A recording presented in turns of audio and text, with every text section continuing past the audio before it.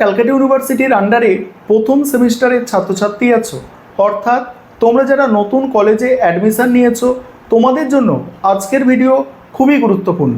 আজকে যে বিষয়গুলো নিয়ে আলোচনা করব, তোমাদের প্রথম সেমিস্টারে অনার্স এবং পাস কোর্স অর্থাৎ এমডিসি কোর্সের ক্ষেত্রে যে 7টি পেপার পরীক্ষা দিতে হবে, এই 7টি পেপার কি কি এবং কোন পেপারগুলির পরীক্ষা নিজস্ব কলেজে হবে এবং কোন পেপারের পরীক্ষা অন্য কলেজে হবে, এই বিষয়টা নিয়ে আলোচনা করব। দ্বিতীয় গুরুত্বপূর্ণ বিষয় তোমরা অনেকে জানতে চাইছো যে প্রথম সেমিস্টারে আমাদের কি প্রতিদিন কলেজে যেতে হবে, অর্থাৎ আমাদের কি বিশেষ করে তোমরা যারা অনার্সের স্টুডেন্ট তোমরা অনেকেই এসএমএস করছো আমাকে যে আমাদের কি প্রতিদিন ক্লাস করতে হবে, এই বিষয়টা নিয়ে আলোচনা করব। এবং এটা খুব ভালো করে বুঝবে, কারণ তোমাদের যদি অ্যাটেন্ডেন্স কম থাকে, পরীক্ষায় নাও বসতে পারো, অর্থাৎ পরীক্ষায় বসতে দেওয়া হবে না, সেটা কেমন, অর্থাৎ কত % অ্যাটেন্ডেন্স তোমাদের দিতে হবে সেটা নিয়ে আলোচনা করব। এবং 3 নম্বর গুরুত্বপূর্ণ বিষয়, তোমরা ক্যালকাটা ইউনিভার্সিটির আন্ডারে নতুন সিলেবাস কোথা থেকে ডাউনলোড করতে পারবে, অর্থাৎ ক্যালকাটা ইউনিভার্সিটির অফিসিয়াল ওয়েবসাইট থেকে কিভাবে তোমরা নতুন প্রতিটা সেমিস্টারের প্রতিটা সাবজেক্টের সিলেবাস তোমরা সহজে ডাউনলোড করতে পারবে সেটা নিয়ে আলোচনা করব।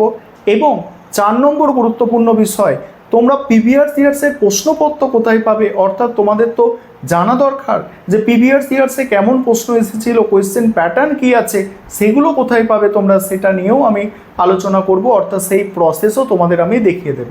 প্রথমে তোমাদের বলি, প্রথম সেমিস্টারে যে 7টি পেপার পরীক্ষা দিতে হবে, তোমরা যারা অনার্সের স্টুডেন্ট আছো তোমরা খাতায় নোট করতে পারো।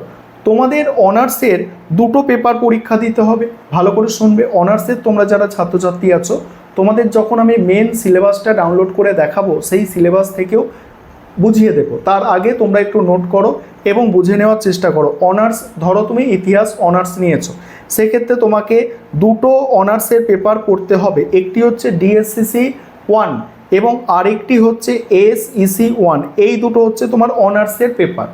তোমার অন্য কোনো সাবজেক্টেও যদি অনার্স থাকে ঠিক তাই, ডিএসসিসি 1 এসইসি 1 এই দুটো হচ্ছে অনার্সের পেপার।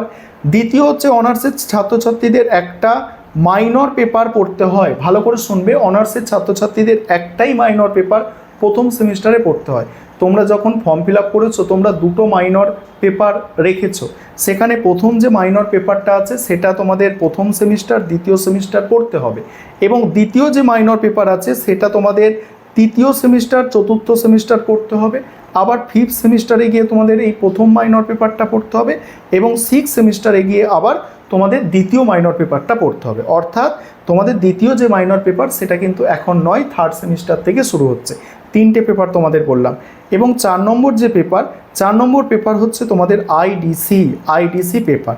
এটা তোমাদের অনেকে কলেজ দিয়েছে চয়েস, তোমাদের চয়েস করতে দিয়েছে, এবং অনেক কলেজ কিন্তু এখনও আইডিসি পেপার চয়েস করতে দেয়নি। এটা রেজিস্ট্রেশনের আগে তোমাদের কলেজ কিন্তু বলে দেবে যে তোমাদের কোনগুলো আইডিসি পেপার তোমরা নিতে পারবে। তাহলে 4টে পেপার হলো।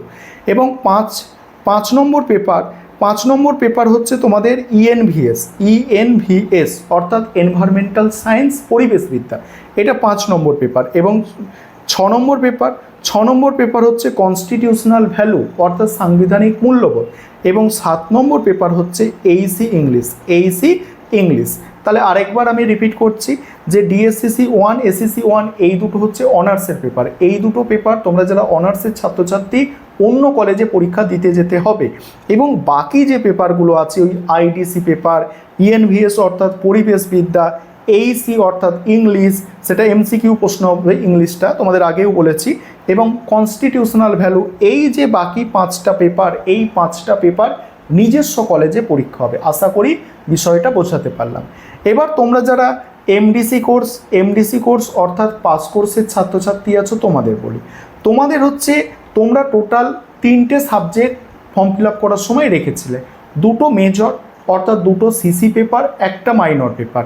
এবং প্রথমেই তোমরা জেনে রাখো যে মাইনর যে পেপারটা আছে, তোমরা যারা প্রথম সেমিস্টার এমডিসি কোর্স অর্থাৎ পাস কোর্সের ছাত্রছাত্রী, মাইনর পেপার তোমাদের এখন পড়তে হবে না, মাইনর পেপার পড়া শুরু হবে তোমাদের 3rd সেমিস্টার থেকে, এখন নয়।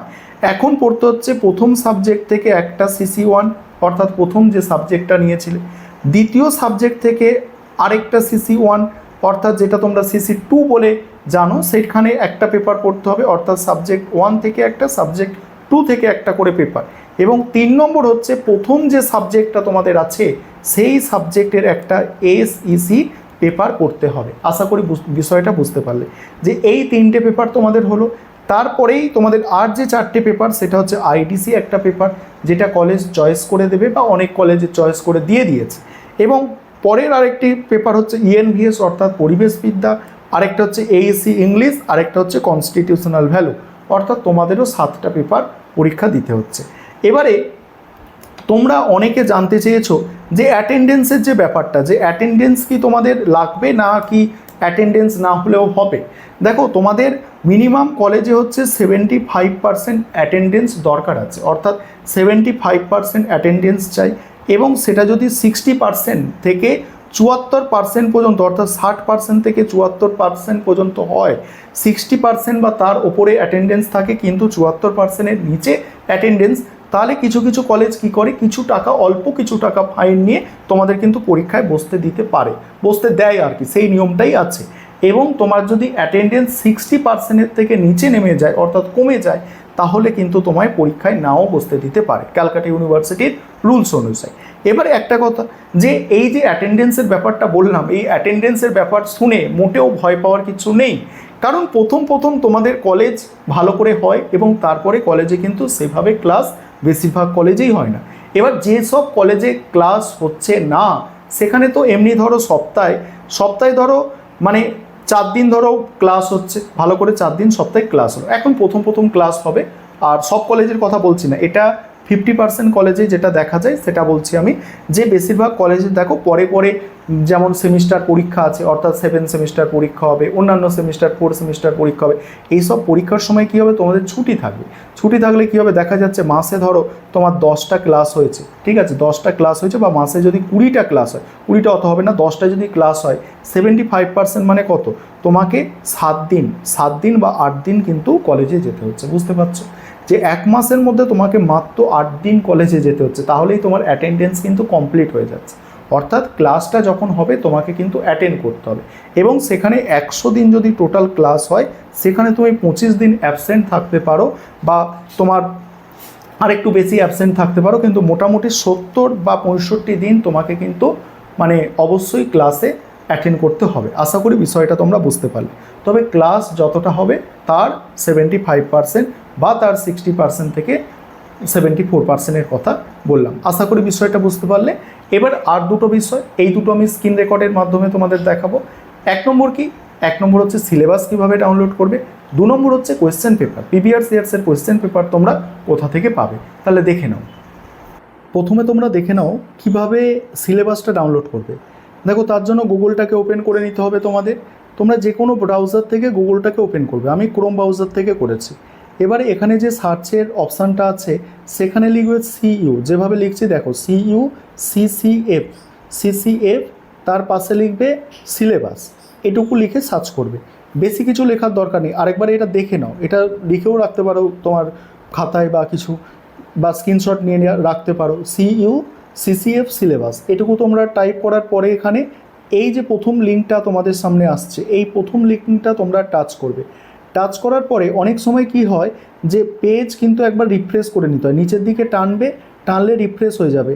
তারপরে এরকম স্ক্রল করে যাবে, সেখানে দেখো প্রথম যেটা আছে দেখতে পাচ্ছ, এই যে প্রথম অপশানটা আছে এখানে তোমরা টাচ করবে। টাচ করার পরে সেই একই এরকম নিচের দিকে ধরে একবার স্ক্রল করে মানে রিফ্রেশ করে নেবে পেজটা। তারপর এখানে প্রত্যেকটা সাবজেক্টের তোমরা সিলেবাস পেয়ে যাবে। দেখতে পাচ্ছ প্রত্যেকটা সাবজেক্টের সিলেবাস, একদম লেটেস্ট সিলেবাস পেয়ে যাবে প্রত্যেকটা সাবজেক্টের উপরে। যদি তোমাদের আমি পলিটিক্যাল সায়েন্স দেখাই, দেখো আমি স্ক্রল করে যাচ্ছি নিচের দিকেই, দেখো 40 নম্বরে আছে পলিটিক্যাল সায়েন্স। এখানে তোমার যদি এটা দরকার হয় তুমি টাচ করলে, টাচ করার পরে দেখতে পাচ্ছ পলিটিক্যাল সায়েন্সের শেষ যে সিলেবাসটা আছে সেটা 16/4-এ দেওয়া হয়েছে। কিন্তু এটা তোমাদের জন্য কার্যকরী, মানে এটা দেখো, এটা ওপেন করলে বুঝতে পারবে যে কি হচ্ছে। ঠিক আছে, এই ওপেন হলো। এটা প্রধানত যে তোমরা যারা প্রথম সেমিস্টারের ছাত্রছাত্রী আছো, ঠিক আছে, তোমরা যারা প্রথম সেমিস্টারের ছাত্রছাত্রী আছো তোমাদের জন্য এটা এসিসি পেপারটা একটু চেঞ্জ করেছে, এসিসি 1টা, সেটাই এখানে লেখা আছে। ঠিক আছে, এবার তোমরা যদি পরে দেখবে, টাচ করে দেখবে যে প্রতিটা সিলেবাস তোমরা এইভাবে ডাউনলোড করতে পারবে। এবং তোমাদের নেটটা যত ভালো থাকবে তত ভালো করে তোমরা ডাউনলোড করতে পারবে। দেখো এটা দেখতেই পাচ্ছ তোমরা, প্রথম সেমিস্টারে কী পড়তে হচ্ছে, এটা অনার্সদের এই দুটো পেপার। এবং তোমাদের যাদের মাইনর আছে, দেখো এই যে মাইনর MN1 মানে মাইনরেরও এই পেপারটা পড়তে হচ্ছে। এবং তোমাদের যাদের সিসি পেপার আছে এটা পড়তে হবে, যাদের আইডিসি পলিটিক্যাল সায়েন্স আছে এটা পড়তে হবে। অর্থাৎ এখানে টোটাল বিষয়টাই থাকবে প্রতিটা সেমিস্টারে, ঠিক আছে, প্রতিটা সেমিস্টারে টোটাল বিষয়টা থাকবে, তোমরা একটু দেখে নেবে। এবং এইভাবে 8 নম্বর সেমিস্টার পর্যন্ত থাকবে। এবং তোমাদের সেই সিলেবাস আবার ডিটেলসের নিচের দিকে তোমরা স্ক্রল করে যাবে, ডিটেলসে থাকবে, ঠিক আছে। এইভাবে তোমরা সম্পূর্ণ সিলেবাস কিন্তু দেখে নিতে পারবে তোমাদের সুবিধা মতো, ঠিক আছে, দেখে নিতে পারবে। এবার অন্য সাবজেক্টে তোমাদের যদি দেখাই, তোমাদের দেখো অন্য সাবজেক্টের আমি দেখাচ্ছি সিলেবাস একটা। তোমাদের ধরো বাংলা কারোর দেখবে, বাংলা সিলেবাস দেখো, বাংলা সিলেবাস কিছুদিন আগেই মানে 7 সেমিস্টারের সিলেবাস একটু বদলেছে, ঠিক আছে, সেই কারণে। এবার নেটটা তোমাদের যত ভালো হবে তত তাড়াতাড়ি ওপেন হবে। দেখো এটা বাংলার সিলেবাস আছে, ঠিক আছে, এটা বাংলার সিলেবাস। প্রত্যেকটা সেমিস্টারে একদম পুরো প্রতিটা সেমিস্টারে অনার্স জেনারেল সবার জন্য সিলেবাসটা কিন্তু দেওয়া আছে, দেখতে পাচ্ছ তোমরা, এটা হচ্ছে টোটাল সিলেবাস তোমাদের কিন্তু দেওয়া আছে। এবং আরেকটা জিনিস তোমাদের আমি দেখাবো, এখানে যদি প্রথমের দিকে সিলেবাস দেখো, সেখানে ওই যে আমি মানে একটা স্ট্রাকচার বলছিলাম তোমাদের, সেই স্ট্রাকচারটা কিন্তু তোমরা পেয়ে যাবে।